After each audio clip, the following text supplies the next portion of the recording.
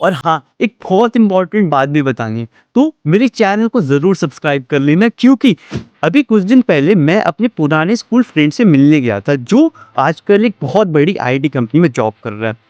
हम दोनों की कॉफ़ी पीते नॉर्मल बात हो रही थी, तब उसने मुझसे पूछा कि मुझे अपने पैसे को कहाँ इन्वेस्ट करना चाहिए, क्योंकि मेरे पास इतने सारे ऑप्शन हैं, स्टॉक मार्केट होता है, म्यूचुअल फंड होता है, तो मुझे अपने पैसे को इन्वेस्ट कहाँ पे करना चाहिए।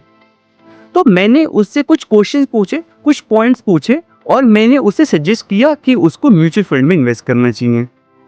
तो क्या हम सबको म्यूचुअल फंड में इन्वेस्ट करना चाहिए? क्या स्टॉक में इन्वेस्ट करना एक अच्छा ऑप्शन नहीं है? और हम पता कैसे लगाएं कि हमारे लिए कौन सा ऑप्शन ज़्यादा बेटर है? इस वीडियो के लास्ट तक आपको एग्जैक्टली पता होगा कि आपको अपने पैसे को अपने अकॉर्डिंग कहाँ पे इन्वेस्ट करना चाहिए, कौन सा ऑप्शन आपके लिए ज़्यादा सूटेबल है, ज़्यादा प्रेफरेबल है और ज़्यादा बेटर हो सकता है।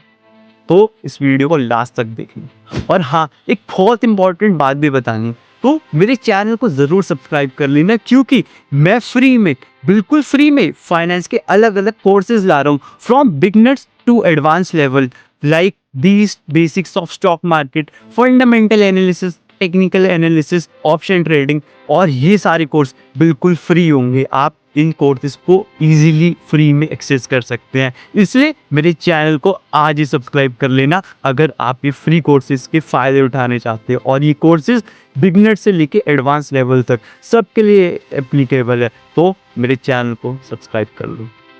और अगर ये वीडियो अच्छी लगे तो इस वीडियो को लाइक करना, इस वीडियो को शेयर करना, मेरे चैनल को भी सब्सक्राइब कर लेना। और मैंने म्यूचुअल फंड पे पहले एक डेडिकेटेड वीडियो बना रखी है, तो उसको जाके ज़रूर देखना, क्योंकि वहाँ मैंने अच्छे से एक्सप्लेन किया है म्यूचुअल फंड होता क्या है, कैसे काम करता है, म्यूचुअल फंड के फ़ायदे, म्यूचुअल फंड के नुकसान, म्यूचुअल फंड से रिलेटेड कुछ टर्म्स को भी बताया जो हमारे लिए जानना बहुत ज़्यादा ज़रूरी है। तो उस वीडियो को जाके ज़रूर देख लेना जल्दी से।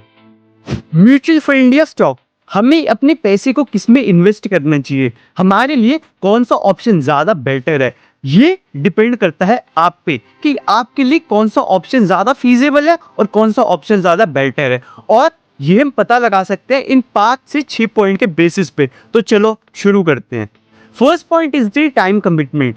अगर आपके पास इतना टाइम है कि आप एक नई स्किल को लर्न कर सकते हैं और उसके अंदर अपनी एक्सपर्टीज बना सकते हैं, then you should go for stocks. क्योंकि स्टॉक्स में आपको मार्केट को रिसर्च करना पड़ता है, मार्केट ट्रेंड को देखना पड़ता है, आपको डिसीजन लेने पड़ते हैं, when to buy, when to sell and when to hold your share. This can be bit complicated, लेकिन अगर आपके पास इतना टाइम है तो आपको अपने पैसे को स्टॉक में इन्वेस्ट करना चाहिए। लेकिन अगर आप एक हेक्टिक जॉब में हैं, आप एक कॉलेज में हैं और आपके पास इतना टाइम नहीं होता कि आप एक नई स्किल को सीख सके, उसके अंदर अपनी एक्सपर्टीज ला सके, then mutual fund can be great option for you. क्योंकि म्यूचुअल फंड में आप अपने पैसे को इन्वेस्ट करते हो और वहां पे एएमसी में एक प्रॉपर फंड मैनेजर होता है या एक प्रोफेशनल की टीम होती है, वो आपके पैसे को आगे इन्वेस्ट करती है। देयरफॉर आपको इतना ज़्यादा ध्यान नहीं देना पड़ता कि आपको कहाँ पे इन्वेस्ट करना है। सो ये थोड़ा सा सिंपल हो जाता है अगर आप अपना ज़्यादा टाइम नहीं दे पाते हो, इसलिए।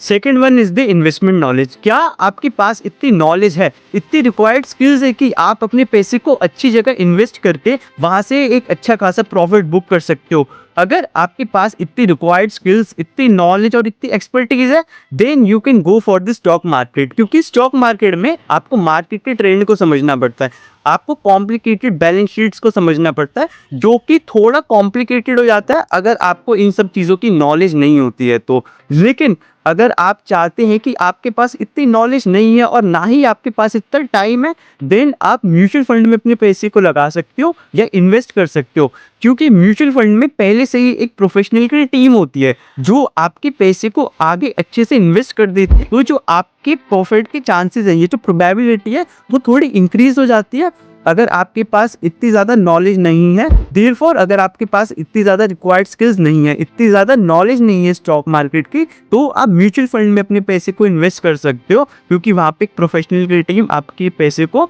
एक बेटर तरीके से इन्वेस्ट कर सकती है। Third one is the objective of investment. आपकी इन्वेस्टमेंट करने का ऑब्जेक्टिव क्या है? अगर आप चाहते हो कि आप बस अपने पैसे को इन्वेस्ट कर दो और वहाँ से आपको एक थोड़ा बहुत अच्छा खासा रिटर्न आ जाए, मे बी एक एफडी से ज़्यादा रिटर्न मिल जाए, then mutual fund can be a good option for you. क्योंकि म्यूचुअल फंड में ना ही आपको इतना टाइम देना पड़ेगा, ना ही आपकी इन्वेस्टमेंट को बार बार रिव्यू करना पड़ेगा, ना ही एक नई स्किल को सीखना पड़ेगा। Then mutual fund can be a good option for you. क्योंकि म्यूचुअल फंड में अगर आप अच्छे से इन्वेस्ट करोगे तो आपको एफडी से तो ज़्यादा ही रिटर्न मिल जाएगा और आप इन्फ्लेशन को आराम से बीट कर सकते हो अगर आप थोड़ा बहुत नॉलेज लेके भी म्यूचुअल फंड में इन्वेस्ट करते हो तो। देन उस केस में जो आपका म्यूचुअल फंड है वो एक बेटर ऑप्शन हो जाता है in comparison to the stock market. इसलिए आपको अपनी ऑब्जेक्टिव को पहले से ही बहुत ज़्यादा क्लियर रखना चाहिए कि क्या आप बस ऐसे ही इन्वेस्ट करना चाहते हो कि आप बस इन्फ्लेशन को बीट कर सको, या आपके कुछ और ऑब्जेक्टिव हैं, तो इस चीज़ को आपको ध्यान रखना चाहिए। Fourth one is the control. अगर आप अपनी इन्वेस्टमेंट का कंट्रोल अपने हाथ में रखना चाहते हैं, then stock market can be a good option for you.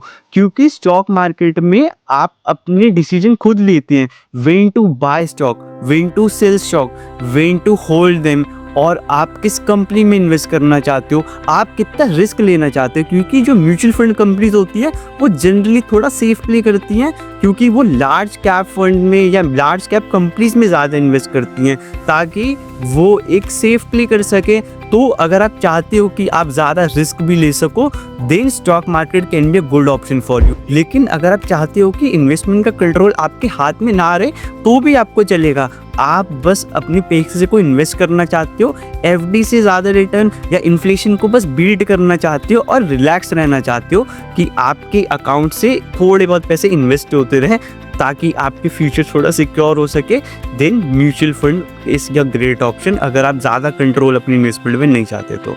Fourth one is the risk. अगर आप हाई रिस्क लेना चाहते हो और हाई रिटर्न जनरेट करना चाहते हो, देन स्टॉक मार्केट एक अच्छा ऑप्शन हो सकता है आपके लिए। लेकिन आप चाहते हो कि ज़्यादा रिस्क ना लेना पड़े लेकिन एक डिसेंट रिटर्न आ जाए, देन आपके लिए म्यूचुअल फंड एक बेटर ऑप्शन है। क्योंकि म्यूचुअल फंड कंपनीज के पास बहुत ज़्यादा फंड होता है तो वो जनरली थोड़ा सेफ प्ले करते हैं, क्योंकि वो लार्ज कैप कंपनीज में इन्वेस्ट करते हैं ताकि उनका रिस्क थोड़ा कम ही रहे। इसलिए अगर आप चाहते हो कि आप हाई रिस्क ले सको, स्मॉल कैप कंपनीज या मिड कैप कंपनीज में इन्वेस्ट कर सको जहाँ से एक हाई रिटर्न एक्सपेक्ट करा जा सकता है लेकिन हाई रिस्क भी है, देन स्टॉक मार्केट एक अच्छा ऑप्शन है। लेकिन अगर आप ज़्यादा रिस्क नहीं लेना चाहते, थोड़ा सेफ प्ले करना चाहते हो, देन म्यूचुअल फंड एक अच्छा ऑप्शन हो सकता है आपके लिए। Sixth one is the tax implication. देखो ये बहुत इंपॉर्टेंट फैक्टर है अगर आपको डिसाइड करना है कि स्टॉक में इन्वेस्ट करना है या म्यूचुअल फंड में। अगर आप अपने पैसे को स्टॉक में इन्वेस्ट करते हो लेस देन 1 ईयर तो वो शॉर्ट टर्म कैपिटल गेन में आएगा और वो टैक्स होगा फ्लैट 15% से। लेकिन अगर आप अपने स्टॉक को होल्ड करते हो फॉर मोर देन 1 ईयर तो वो लॉन्ग टर्म कैपिटल गेन में आएगा and it is tax at 10% over 1 lakh रुपए। अगर आप म्यूचुअल फंड में इन्वेस्ट करते हो और इक्विटी फंड में करते हो तो इक्विटी फंड तो वैसे ही टैक्स होता है जैसे आपके स्टॉक्स होते हैं। लेकिन अगर आप डेट फंड में अपने पैसे को इन्वेस्ट करते हो देन वो एक रेगुलर इनकम माना जाता है और टैक्स होता है अकॉर्डिंगली। तो अब तक आपको समझ आ गया होगा कि क्यों मैंने अपने दोस्त को कहा था कि उसे अपने पैसे को म्यूचुअल फंड में इन्वेस्ट करना चाहिए। क्योंकि उसके लिए म्यूचुअल फंड एक ज़्यादा बेटर ऑप्शन है in comparison to the stocks. क्योंकि वो पहले से ही एक आईटी कंपनी में एक हेक्टिक जॉब में है, तो ना ही उसके पास इतना टाइम है ना ही इतनी नॉलेज है, क्योंकि वो साइंस बैकग्राउंड से है और उस पर इतना टाइम भी नहीं होता कि वो फाइनेंस को अच्छे से सीख सके। इसलिए मैंने उसे कहा था कि उसे अपने पैसे को म्यूचुअल फंड में इन्वेस्ट करना चाहिए। और इन 5 से 6 पॉइंट के बेसिस पे आप ये पता लगा सकते हो कि आपके लिए कौन सा ऑप्शन ज़्यादा बेटर है। क्योंकि हर ऑप्शन हर किसी के लिए सही नहीं होता।